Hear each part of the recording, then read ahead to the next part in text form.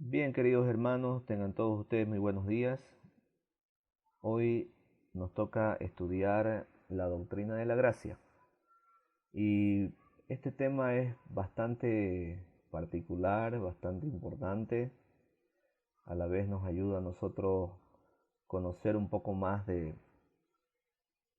qué significa la palabra gracia y cómo nosotros podemos acceder a esa gracia, ¿no? Es aquello que nos permite. Bien, hermanos, entonces el tema que vamos a estar viendo, como habíamos dicho, es la doctrina de la gracia. Algunos datos importantes acerca de la gracia. La palabra gracia aparece 160 veces en la Biblia, de las cuales 128 se encuentran en el Nuevo Testamento. En la Biblia se habla de que Dios es de toda gracia, que Cristo está lleno de gracia y que el Espíritu Santo es de gracia. Aquí vemos a la Trinidad, como lo aprendimos, Dios, Jesús y el Espíritu, que los tres están llenos de gracia. Ya, a ver, veamos qué nos dice Primera de Pedro 5:10. Mas el Dios de toda gracia, que nos llamó a su gloria eterna en Jesucristo, después que hayáis padecido un poco de tiempo, Él mismo os perfeccione, afirme, fortalezca y establezca. Muy bien, muchas gracias. Ahí encontramos la frase de el Dios de toda gracia, ¿no? El Señor es el Dios de toda gracia. ¿Qué dice San Juan 1:14?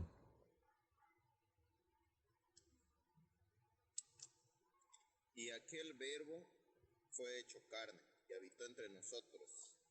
Y vimos su gloria, gloria como el unigénito del Padre, lleno de gracia y de verdad. Muy bien.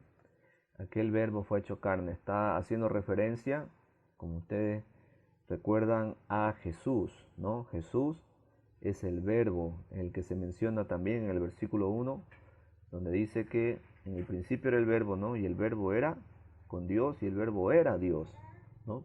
Entonces Jesús está también lleno de gracia. El Espíritu Santo de gracia. ¿Qué dice Hebreos 10:29?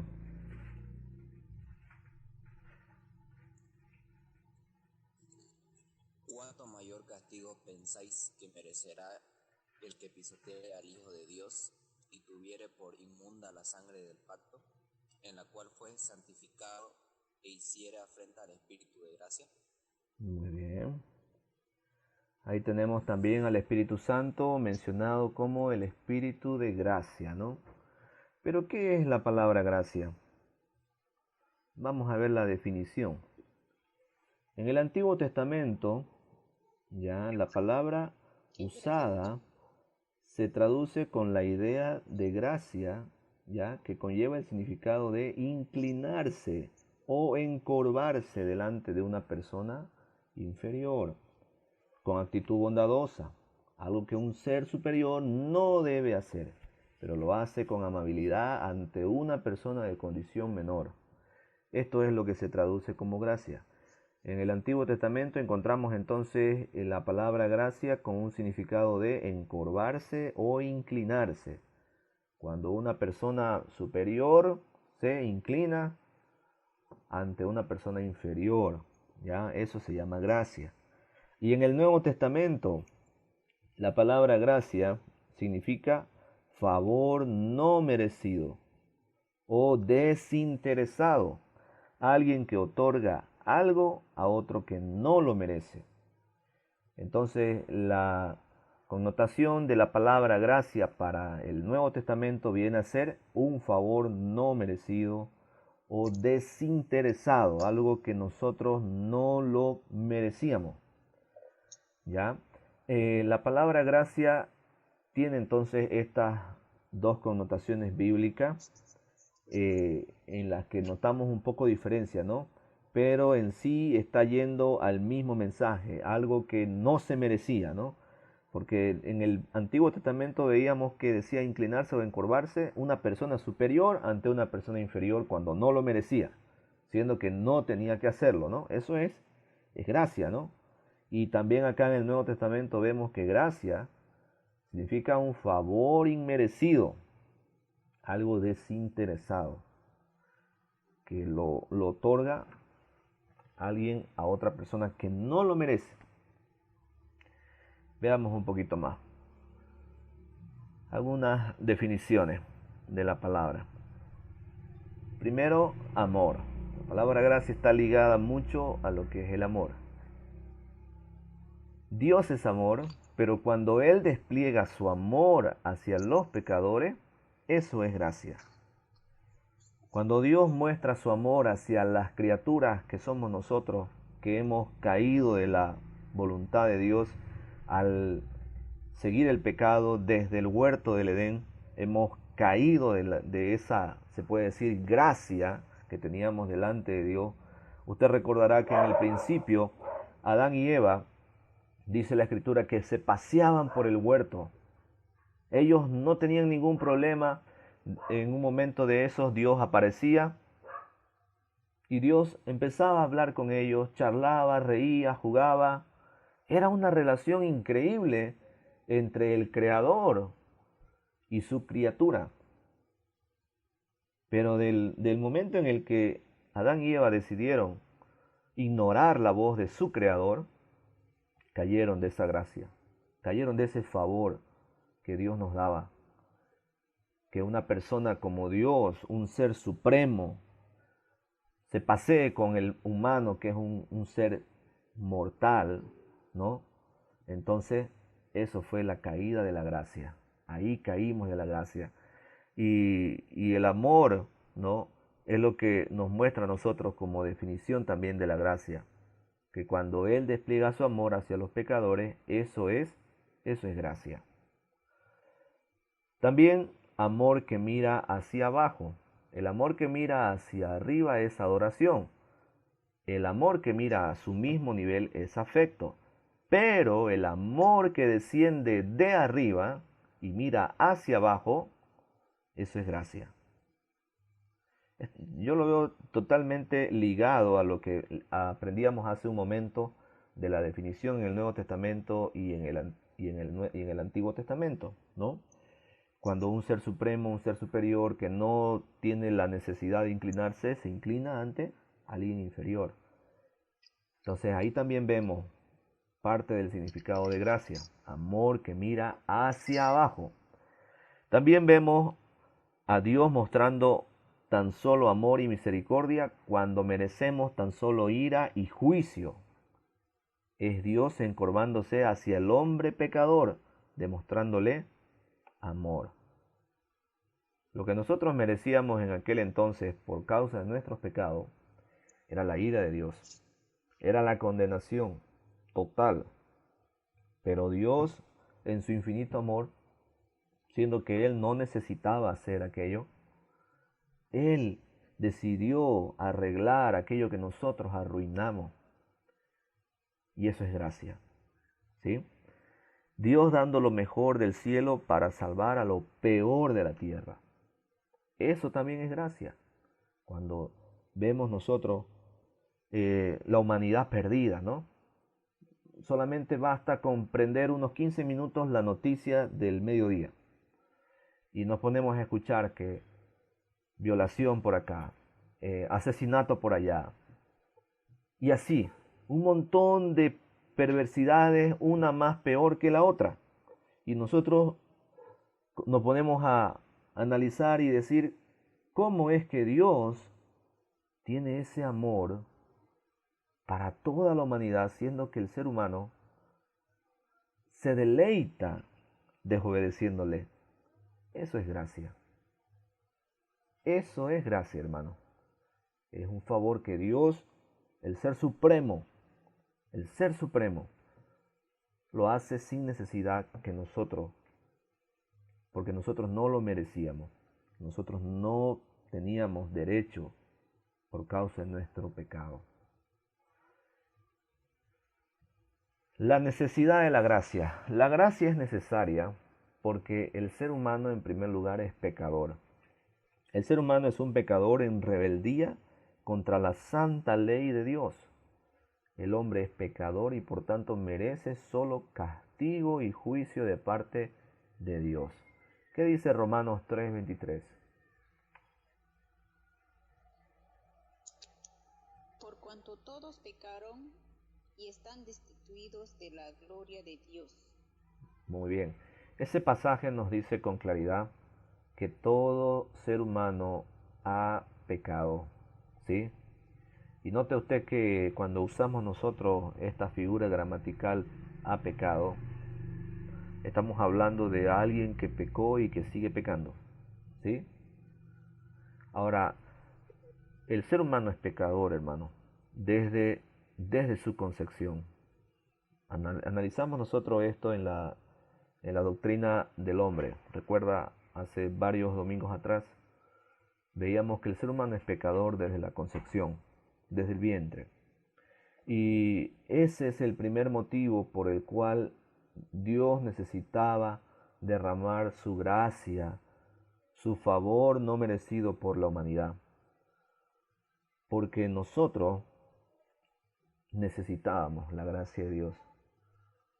No lo merecíamos, no hicimos nada para merecerlo, pero lo necesitamos, ¿sí?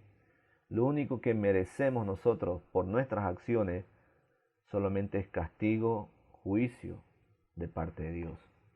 ¿Qué nos dice Colosenses 1:21?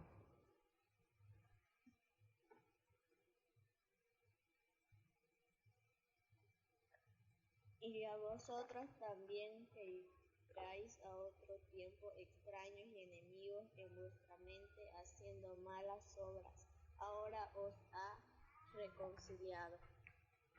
Muchas gracias. Aquí el apóstol Pablo, mire lo que hace la comparación de cómo era nuestra vida anterior, ¿no?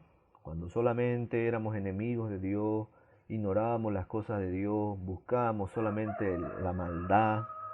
Dios, dice, se compadeció de nosotros y nos hizo ver su gracia y su amor. En ese versículo puedo ver reflejado mi propia vida, hermano. Antes de conocer al Señor, yo ignoraba las cosas de Dios. Aparentaba ser religioso, aparentaba que era una persona moralmente correcta, como se dice, ¿no? Pero estaba perdido, estaba hundido en todos los pecados. Y Dios en su gracia me mostró su amor, un amor que no merecía, un amor que ni siquiera había hecho algo digno para merecerlo. Y eso es gracia, ¿sí? Entonces la necesidad de la gracia viene primero porque el ser humano es pecador, porque él es pecador. En segundo lugar, porque el ser humano es culpable. Toda persona en su condición de pecador es culpable, habiendo quebrantado la ley de Dios al querer fijar su destino a su propio deseo e ignorando la voluntad de Dios para él. ¿Qué nos dice Romanos 3:19? Pero sabemos que todo lo que la ley dice, lo dice a los que están bajo la ley, para que toda boca se cierre y todo el mundo quede bajo el juicio de Dios. Muy bien, muchas gracias. Leamos también Gálatas 3:10 y luego Santiago 2:10, por favor.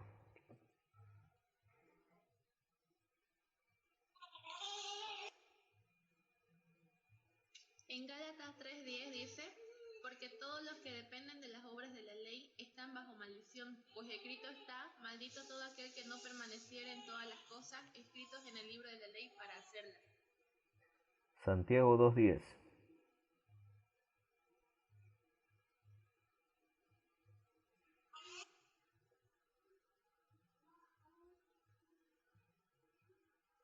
¿Qué nos dice Santiago 2:10? Porque cualquiera que guardare toda la ley, pero ofendiere en un punto, se hace culpable de todo, de todos. Muy bien, muchas gracias. Mire lo que nosotros encontramos ahí. Tenemos que hacer un poco de retroceso y recordar aquel sistema mosaico. Hablamos del sistema mosaico por referencia a la ley que Dios dio a Moisés, por eso decimos mosaico, ¿no? Aquel sistema mosaico, hermano, lleno de leyes, lleno de prohibiciones, lleno de rituales, ¿ya? Fue un sistema que Dios introdujo al ser humano para que sea su tutor, su, su gobernador. Y incluso el apóstol Pablo describe a la ley que nosotros teníamos en el pasado como un ayo, dice el apóstol Pablo, un ayo. ¿Qué quiere decir ese ayo? Quiere decir un tutor que me llevó a mí de mis pecados a conocer al Señor. Entonces, la ley que Dios puso para que el hombre la cumpliere ha sido puesto para mostrarle el pecado y la realidad del ser humano. Y así poder encontrarse con Jesucristo y ver la maravillosa gracia derramada de parte de Dios para la humanidad. Porque el ser humano es culpable. Nosotros no tenemos nada de inocentes en cuanto a nuestra condición. No tenemos nada de inocentes. Somos culpables. La ley nos muestra aquello. Si alguna persona alguna vez le dice que no sabe si ha cometido o no ha cometido algún pecado, que no se siente tan culpable, invítele a leer solamente los primeros 10 versículos de Éxodo capítulo 20 y se dará cuenta aquella persona que ni siquiera lee el primer versículo y ya ha sido culpable de todo. Para agregar aquello, hermanos, todavía nosotros vemos otro pasaje en la Escritura que nos dice que si nosotros ofendiéramos, aunque sea un punto de la ley, un mandamiento, dice el apóstol Pablo, nos hacemos culpables de todo. Nos hacemos culpables de todos los mandamientos. Entonces, si alguien dirá por ahí, pero yo no soy asesino, pero yo nunca he hecho este gran pecado. Con solamente mentir, hermano, mentir, mire, solamente con la mentira nos hacemos tan asesinos y tan culpables como cualquier otro. Porque para Dios no existe un pecado grande, un pecado pequeño, no existe diferencia. El pecado es pecado, así que por eso había necesidad de la gracia, porque el ser humano es culpable. En tercer lugar, el ser humano es incrédulo. Dios se ha manifestado y se manifiesta al hombre de muchas maneras, pero el ser humano no quiere oír, no acepta la palabra de Dios y por rechazar la palabra de Dios, el hombre no tiene derecho delante de él. ¿Qué nos dice San Juan 12 del 18 y luego el 31 y el 33?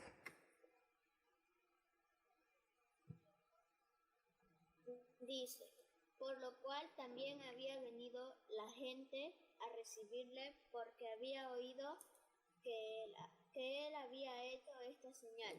31. Ahora es el juicio de este mundo. Ahora el príncipe de este mundo será echado fuera.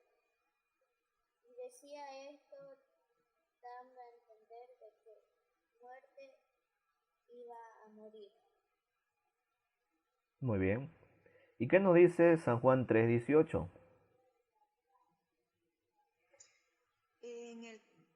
El que en él cree no es condenado, pero el que no cree ya ha sido condenado porque no ha creído en el nombre del unigénito Hijo de Dios. Muy bien. Mire, ahí lo que nos dice el Señor con claridad es que el problema que tenemos como seres humanos es nuestra incredulidad. La incredulidad del ser humano se ha visto manifestada, hermanos, de muchas maneras. Uno de los claros ejemplos es uno de los discípulos del Señor, Tomás, que él estaba dudando que si realmente el Señor había resucitado o no, y pidió tocarle, ¿no? Le pidió tocar la mano que había sido horadada por los clavos cuando le crucificaron. Entonces él dijo, quiero ver, ¿no? Quiero tocar. Y el Señor le dijo, ven, toca. Hasta ese punto llegó la incredulidad, ¿no? El ser humano es incrédulo.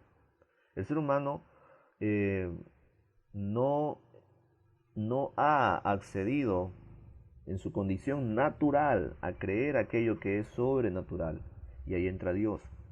Es por eso que para que una persona empiece a creer las cosas espirituales, sobrenaturales, es importante que tiene que nacer de nuevo, como aprendimos en nuestro tema pasado, ¿no? El nuevo nacimiento.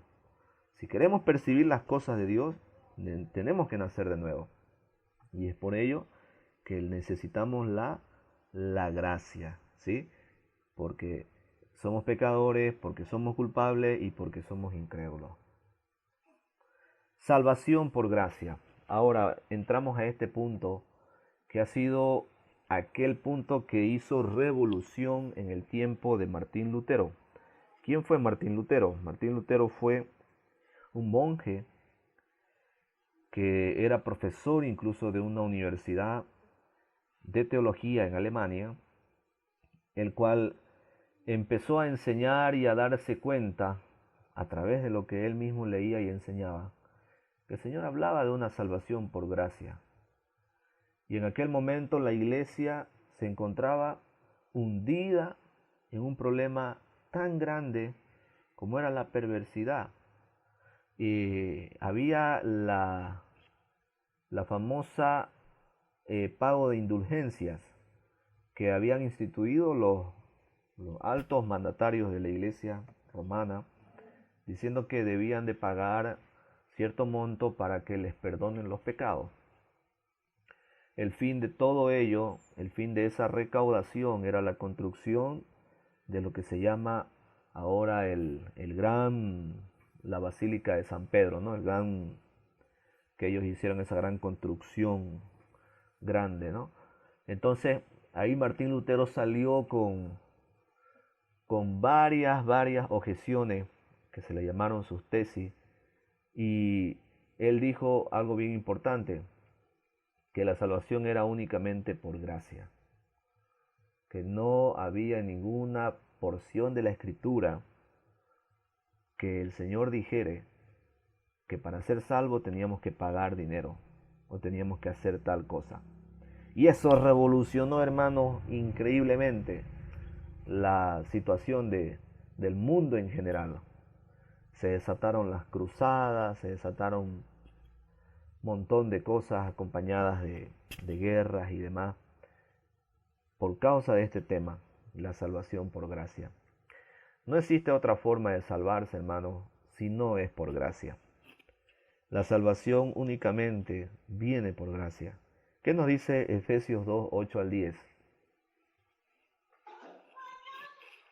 Porque por gracia sois salvos por medio de la fe, y esto no es de vosotros, pues es don de Dios, no por obra, para que nadie se gloríe. Muy bien.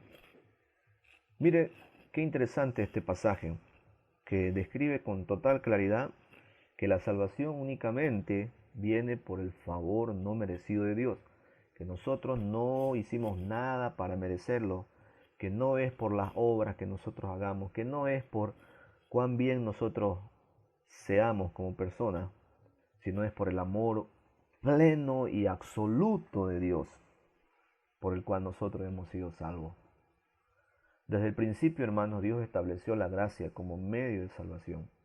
Usted recordará el episodio de Adán y Eva. Ellos habían incurrido en el pecado, decidieron desobedecer a Dios comiendo el fruto prohibido, y entonces rápidamente, como resultado de su pecado, al verse desnudos, se pusieron las hojas de higuera. Cuando ya Dios llamó a Adán y Eva para que vengan a su encuentro, como comúnmente lo hacían antes de la caída, Dios se paseaba por el huerto, charlaba con ellos cualquier rato. Dios le llama al encuentro a Adán y Eva, y Adán dice: Señor, tuve miedo y por eso me escondí, porque estaba desnudo. Entonces Dios agarra y decide sacrificar a un animal inocente que no tenía la culpa de nada. Sacrifica el animal, le saca la piel y le construye unas ropas para que ellos se pusieran ahí y se vistieran. Y así muestra el Señor que desde el principio La salvación ha sido por gracia, porque ese sacrificio que Dios hizo para sacar la piel y para ponérselo a Adán y Eva, era un favor no merecido que Dios les había hecho, porque le iba a ser mucho más factible tener el cuero de un animal cubriéndole para el frío, para todo, ¿no? Y además mostrando el Señor el sacrificio de Cristo más adelante, que nosotros no lo merecíamos, que murió como un cordero inocente sacrificado por nosotros, ¿no? Jesucristo hizo ese largo y duro proceso de salvarnos a nosotros, cargando el precio de nuestra salvación en su hombro. Por eso es que decimos que la salvación es únicamente por gracia. Ahí no hay nada más que agregarle, hermano. Nada más que agregarle. Basta con revisar un poquito la historia para darnos cuenta cuán grande revolución hizo el hecho de que se había perdido ese sentir de estar seguro de que la salvación viene por gracia. Se había perdido. La iglesia comenzó muy bien, pero luego se distorsionó. Cayeron las personas por sus necesidades personales y se distorsionó. Así que hoy en día, si usted se da cuenta, si algún día alguien intenta agregar algo más a la salvación, va a ver qué revolución se va a formar. ¿Y cuáles son los resultados de la gracia? Los resultados de la gracia son la salvación en primer lugar. El cristiano tiene vida eterna con Dios. ¿Qué nos dice Tito 2, 11 al 13?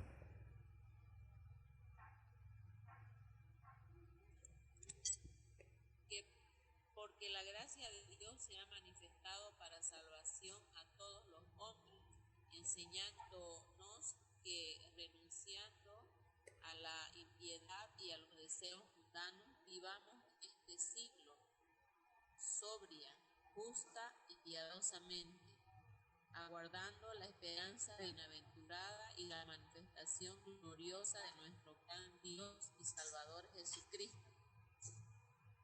Muy bien. La salvación es el primer resultado de la gracia. A través de que Dios decidió compadecerse de nosotros y humillarse y venir a morir en la cruz y resucitar al tercer día, hemos nosotros sido salvos, ¿sí? La justificación es el segundo resultado. Dios ve al pecador que ha creído en Cristo como inocente y sin culpa. Eso se llama justificación. Romanos 3, 24 al 26. ¿Qué nos dice?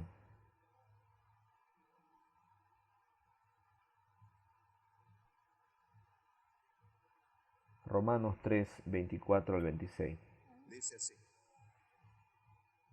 siendo justificados gratuitamente por su gracia, mediante la redención que es en Cristo Jesús, a quien Dios puso como propiciación por medio de la fe en su sangre, para manifestar su justicia a causa de haber pasado por alto en su paciencia los pecados pasados, con la mira de manifestar en este tiempo su justicia, a fin de que Él sea el justo y el que justifica al que es de la fe de Jesús. Muy bien. ¿Y qué nos dice Romanos 5.1?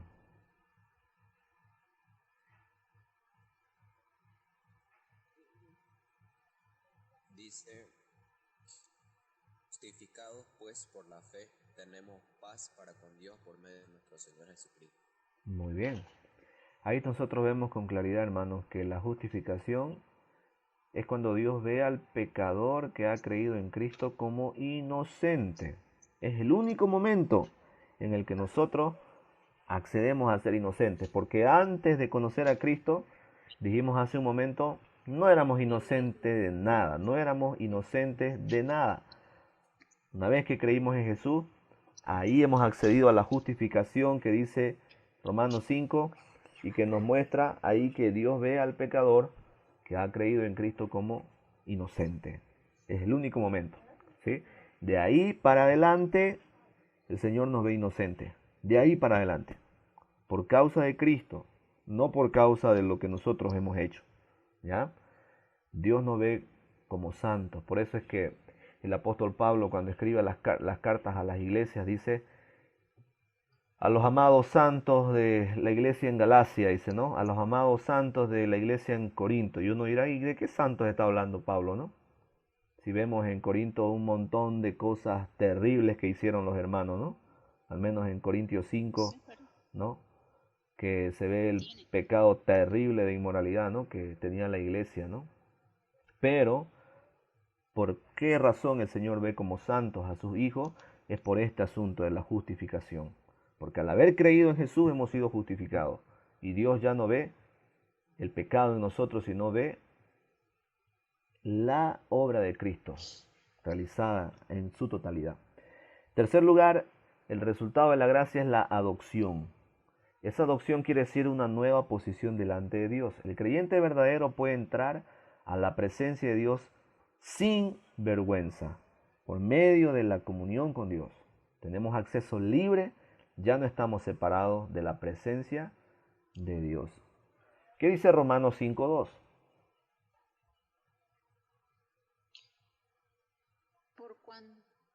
Por quien también tenemos entrada por la fe a esta gracia en la cual estamos firmes y nos gloriamos en la esperanza de la gloria de Dios. Muy bien. El Señor nos dice con claridad que hemos tenido ese libre acceso al Señor gracias a la maravillosa obra del Señor hecha en la cruz del Calvario y en su resurrección.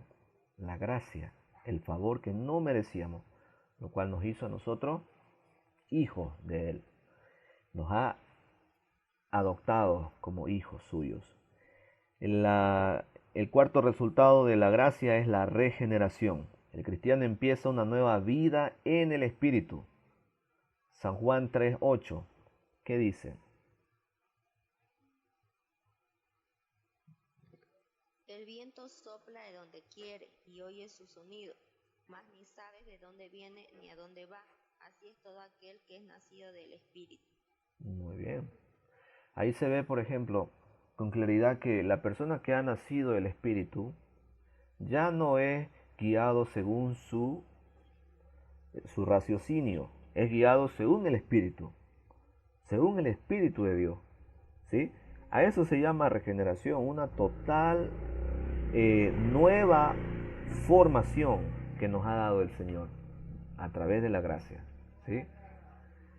Y finalmente, el quinto resultado de la gracia es la santificación. El cristiano empieza a romper todas las ataduras de su vida pasada. 2 Corintios 5:17. ¿Qué dice 2 Corintios 5:17?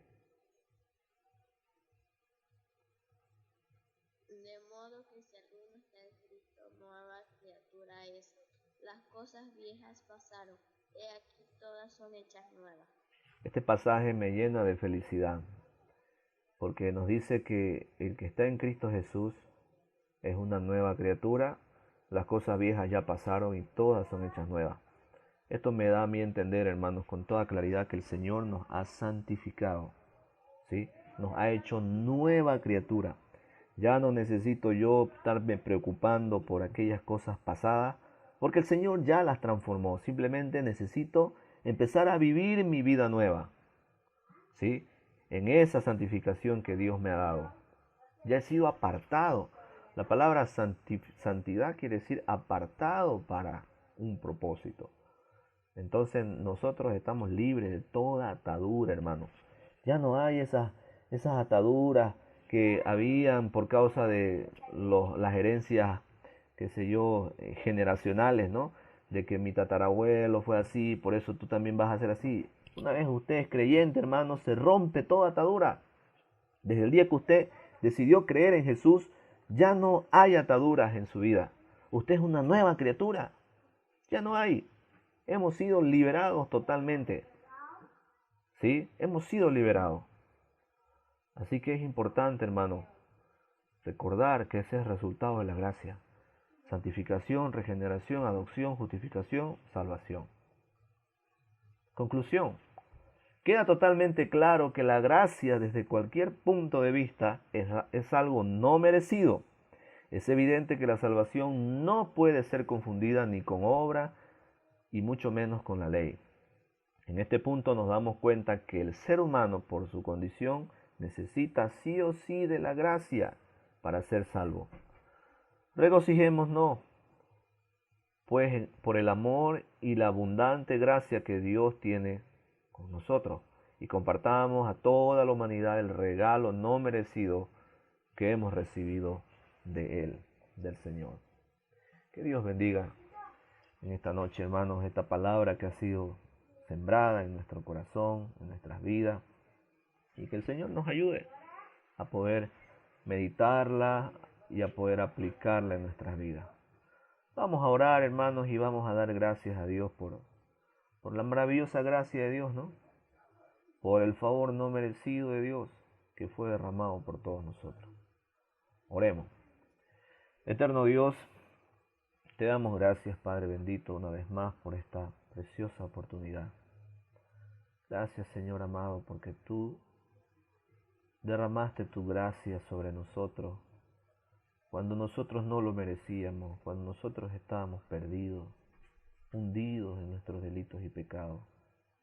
Tú mostraste amor cuando no lo merecíamos. Tú mostraste consuelo, Señor, cuando estábamos tristes, alejados, apagados.